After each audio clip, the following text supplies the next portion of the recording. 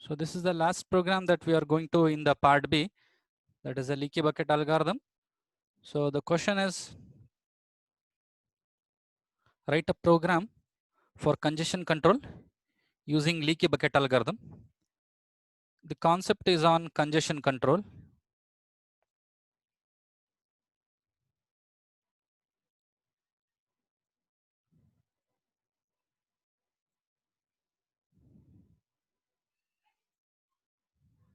Okay, fine.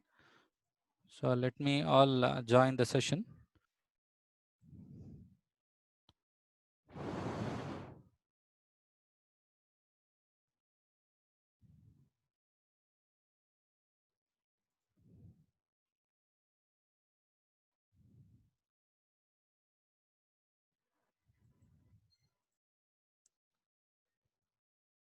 Coming to the concept. So first try to understand what is congestion control algorithm.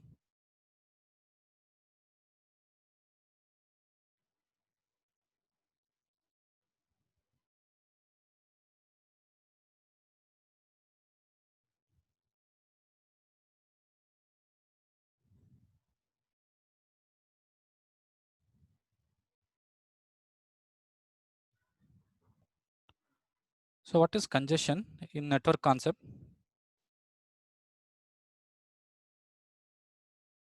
So you people have heard about the terminologies of a network. What is the congestion? Usually in other terms, I would say it is a traffic. So how do we control the number of packets that are entering into the host whenever there is a huge traffic or a huge congestion?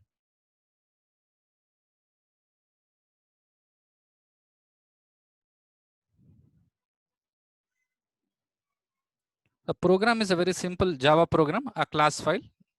I'll forward it immediately after the class so that you can type the program and execute the program into Eclipse and you can show the output into the Google Classroom. So we have many concepts. What is traffic shaping?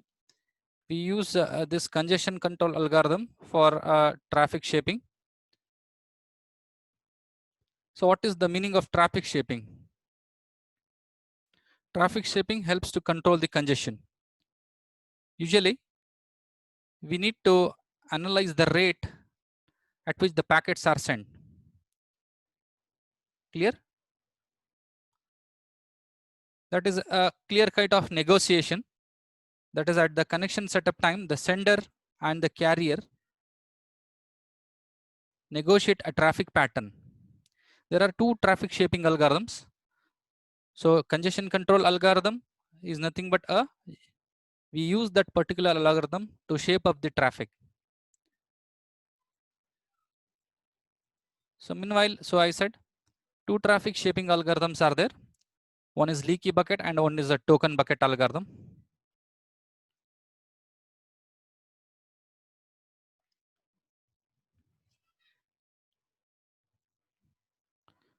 So I will go with the leaky bucket and overall I'll tell you what is a token bucket.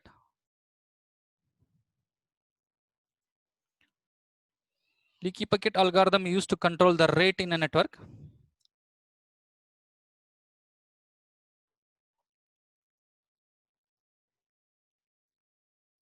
If the bucket is overflows, that is the capacity of the buffer is more, then the packets are discarded. So I'll go with a simple example so that you understand the concept easily. So here is a diagrammatic representation of a leaky bucket.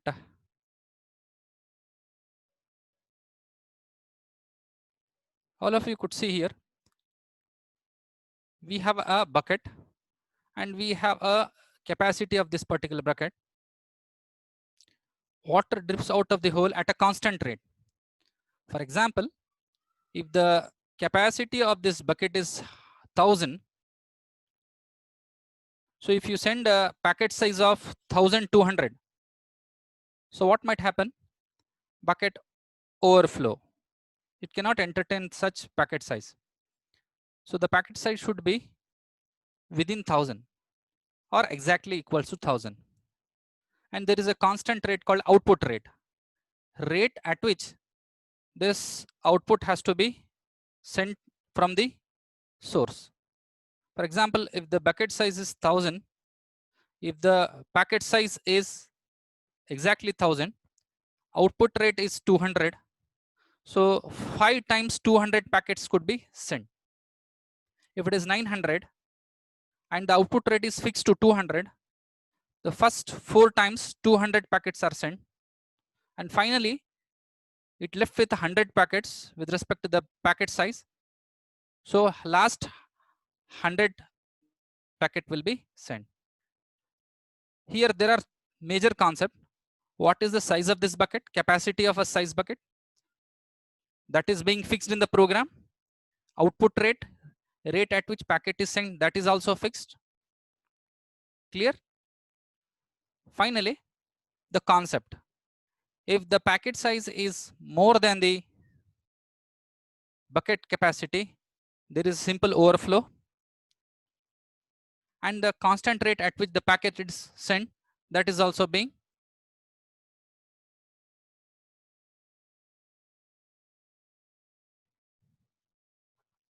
fine.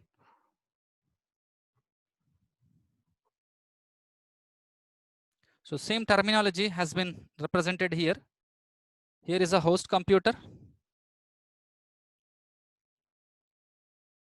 So this is here is a unregulated flow. So we follow the concept of interface containing a leaky bucket. This bucket holds the packet. The same bucket will make you the unregulated flow into the regulated flow. In the sense, controlling the congestion in the network.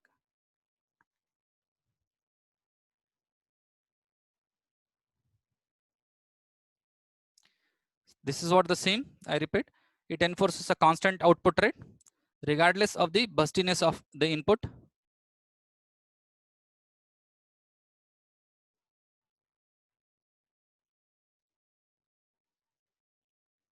If the packet size is the same size, for example, this is the concept is you have a packet size, bucket size is 1000 and the output rate is also 1000, then one packet is directly sent at a time.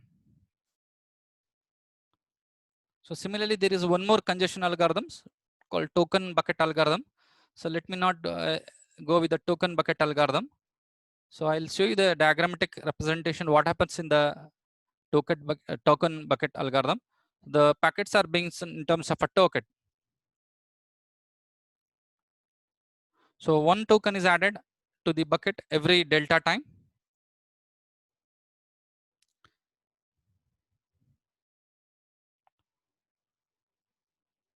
So we use a regulated flow in the case of leaky bucket.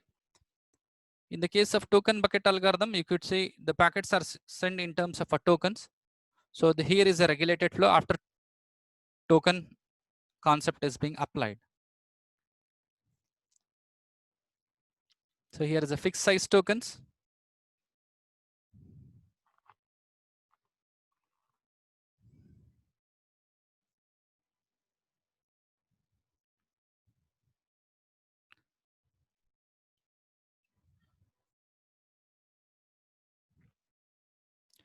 So let us not go more with the theory. I'll switch over to the programming concept. So here you see the flow that is above the bucket is bursty flow. Below the bucket, that is dripping of the leak, it is called a fixed flow. This fixed flow is called as output rate, rate at which the packet is being sent based on the capacity of the bucket. So you could see the analysis of the bursty data before packets flowing from the leaky bucket and after it flows through the, here we would fix the fixed rate data, whereas here we have a bursty data.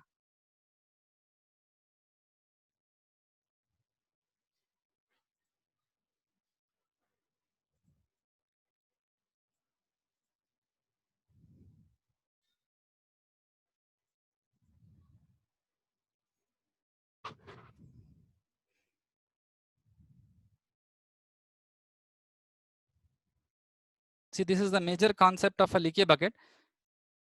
It removes, that is, it processes these packets at the constant rate.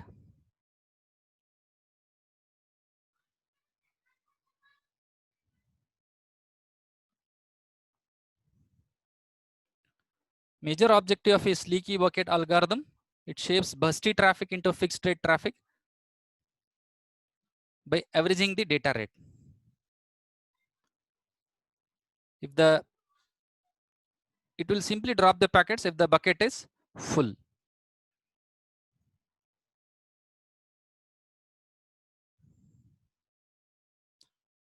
See the token bucket, it uses the concept of token. Each token is removed and discarded per transmitted.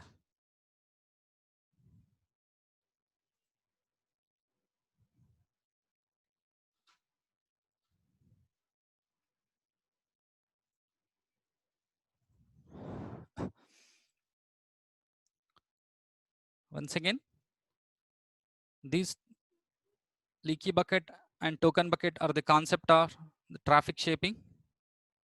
In order to maintain the regulated average rate of data flow, we use this algorithm to control the congestion. Two types are leaky bucket, token bucket.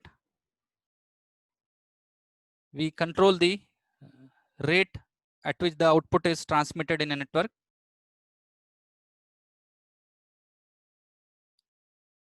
If the bucket overflows, then the packets are simply discarded. One thing you can analyze in this algorithm, input rate can vary, but the output rate remains constant. What is the meaning? The output rate, that is, if it is fixed to 200 in the program, the rate of output transmitted will be 200 throughout the end of the program. So let me switch over to the program fast. The same concept repeated over here. The algorithm, see the algorithm, initialize the counter to n. Using a for loop, we do initiate this at every tick of clock. This is very important to understand the program, all of you.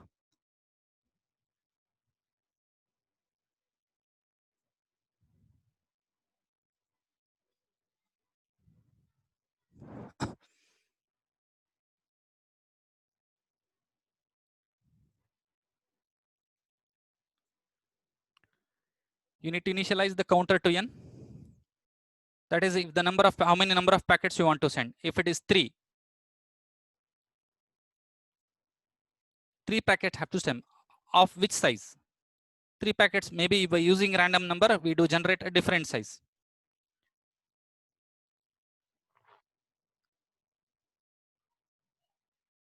If n is greater than the size of the packet,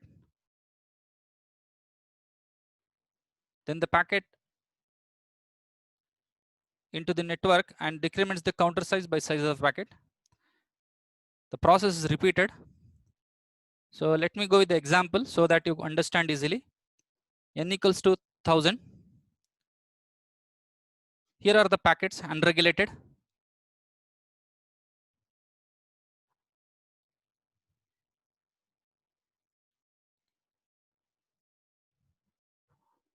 So first packet is 200. So 1000 minus 200 is 800.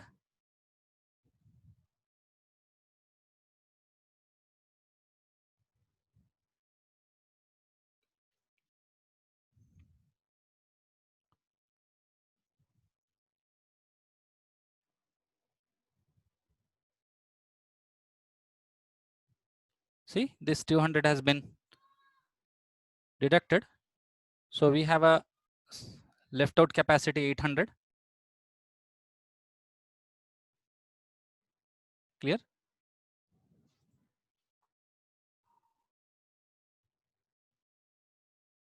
Now again, n is greater than front of the queue. That is n greater than 400. Yes. Again, 400 is sent. 800 minus 400. 400 is left. So this is just to understand the concept. In fact, while writing the program, we just demonstrate this concept. So the value of n is 400. N is less than front of the queue. Therefore, the procedure is to stop. So we initialize n equals to 100 on another tick of the clock. This is with respect to the procedure of leaky bucket. But in the case of our program, what do we do is,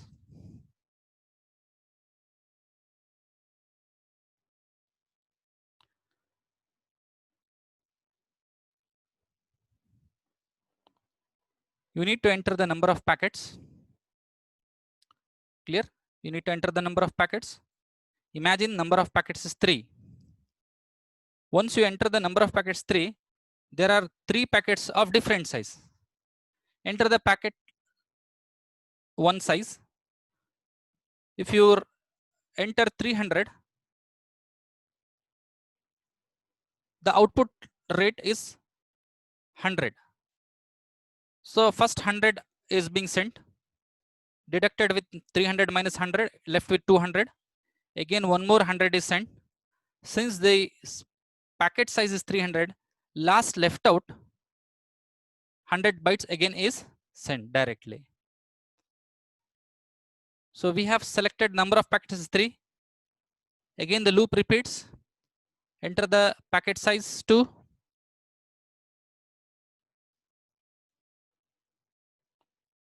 (1024). As in the beginning of the class I said, the bucket sizes capacity is 1000. So beyond 1000 is a bucket overflow. Simply it does that since the packet size is greater than 1000, simply bucket overflow. Again, the next, since the number of packets is selected is 3, third packet it will come. So you have to enter, you have entered 212. This is the packet size. The output rate is 100. 100 bytes of the packet is sent.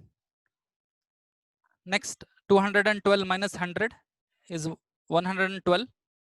Again, next 100 bytes of the packet is sent. Finally, left with the 12 bytes. 12 bytes are simply sent.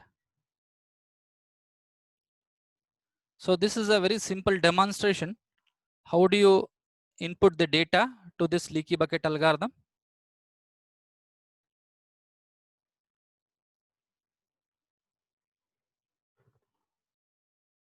So let me go to the program. Those who execute the program first understand the concept. We write a program in Java. As you could see here in the initialization, first let me go to the main function. So defined with the arguments, public static void main, initialize the arguments.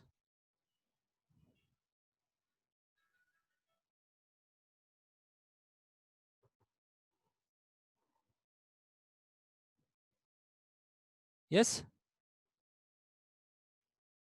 Initialize the scanner, new scanner, system.in.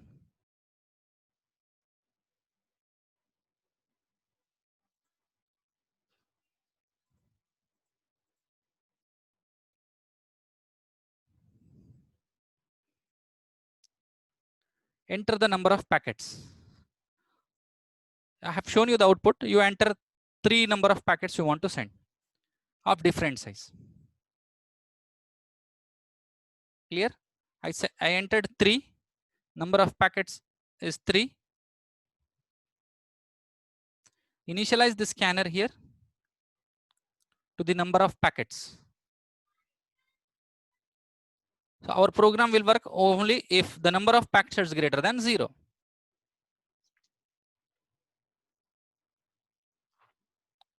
If not, that is if you enter the input number of packets to be sent 0, no packets to be sent. So it should be greater than 1. Minimum 1 packet has to be sent. So in our case, we have taken number of packets to be sent is 3.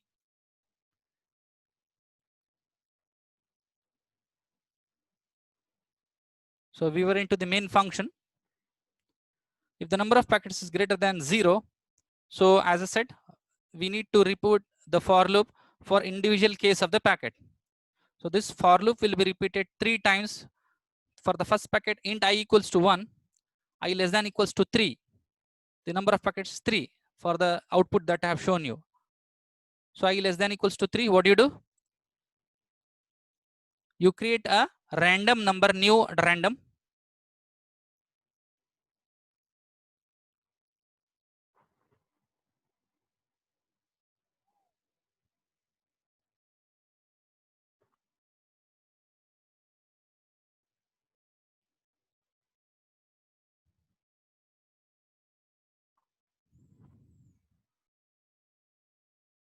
Clear?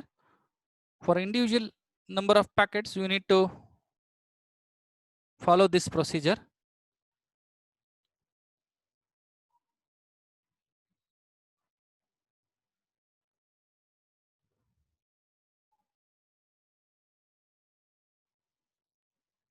You enter the number of packets over here. So randomly a number would be generated.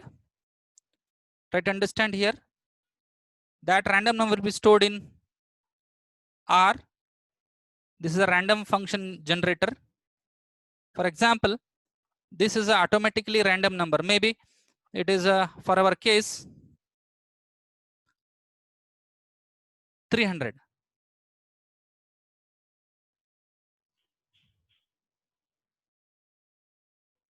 That will be stored here.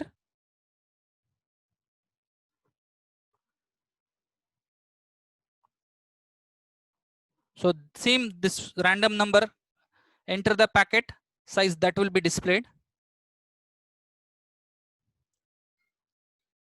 And what is this send packet size? So we have defined the packet size at the initialization. That is the output rate, 100. The bucket capacity is 1000.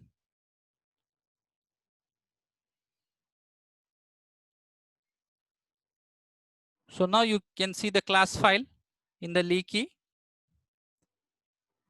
What is send packets? If the packet size is greater than the packet size, I said it is simply bucket overflow. That is for the case 1024, case number 2. 1024, 1024 is greater than 1000. What happens is bucket overflow. Else, what should be done?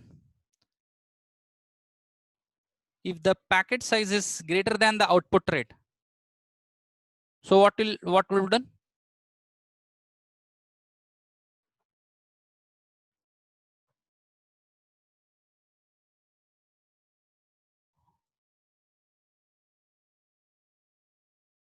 Packet size minus the output rate is calculated.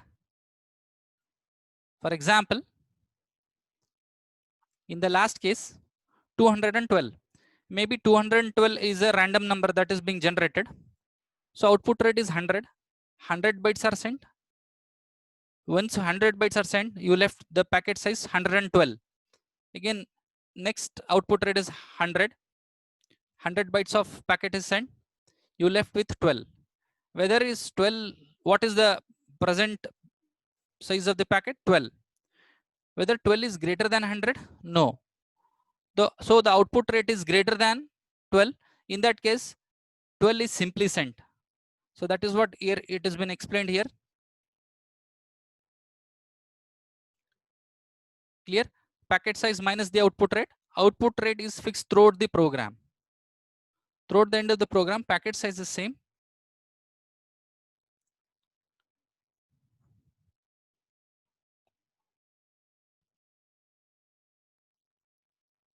This is for the last 12, the case 3, the 12 bytes of the packet is sent.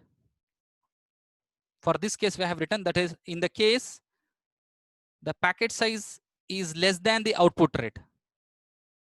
Because in the individual case, what we have is, as I shown, like this, n equals to 100. This may be a random number. So n equals to 100 minus 200. Here, maybe we don't have a fixed output rate. Now the packet size is 800. 800 is greater than the output rate. Here he has considered 400. If it is a 200, then 800 is greater. Again, it does the minus.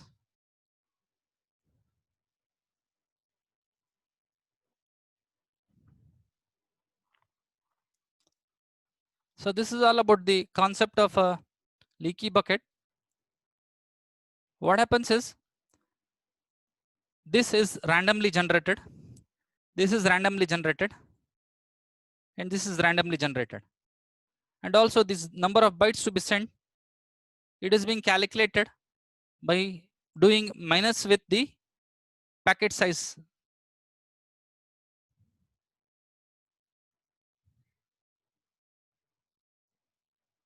So coming to the main function, you could see if the number of packets is greater than 0, for individual case, that is the packet number 1,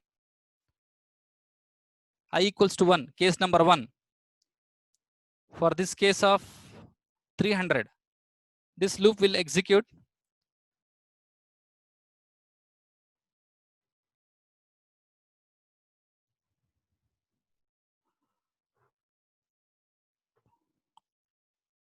So you call the send packet size.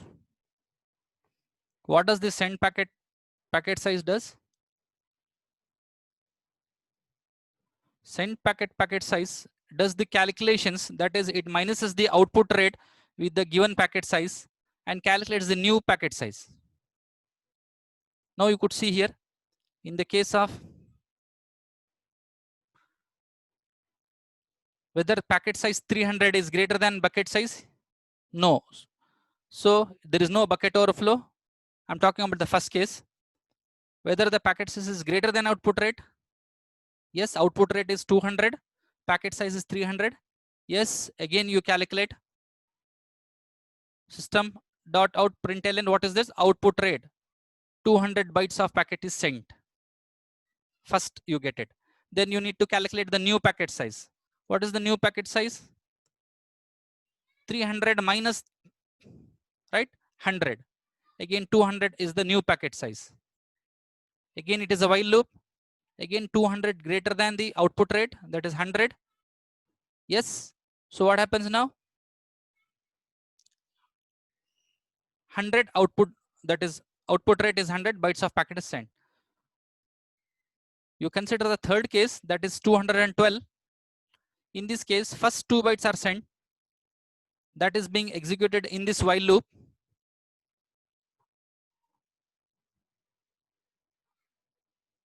$212 is greater than 100 output rate, that is. So first 100 bytes are sent. Next 100 bytes are sent. Then what happens? Whether the packet size left with 12 is not greater than 100. So again, it will simply catch the exception here and 12 bytes of the packet is sent.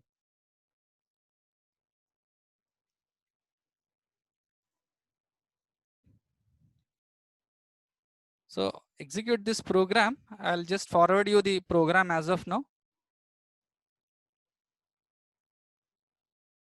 And you execute this program in Eclipse and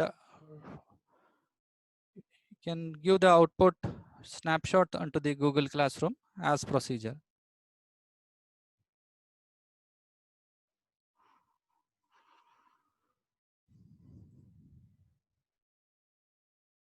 So I have not shown you the execution. So maybe you try the execution with this program, and if you have any queries, you can communicate.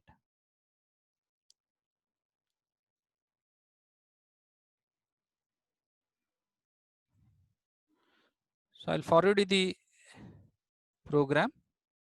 So you can put the attendance. Those who have not put the attendance on the screen, chat session.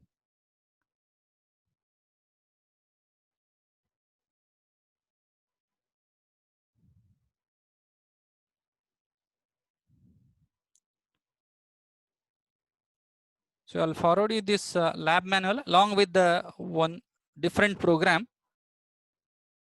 tried out on Eclipse. Try to execute the both, and whichever you find it easy, you can follow it. So this is a program, one more program. So maybe we have not defined the output rate.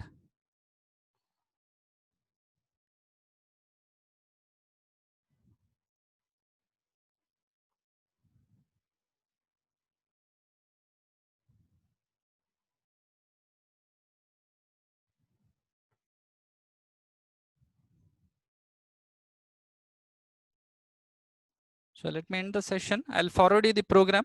So now you have a time, you sit on the laptop or a system and execute this program in Eclipse and post the output into the Google Classroom. Thank you.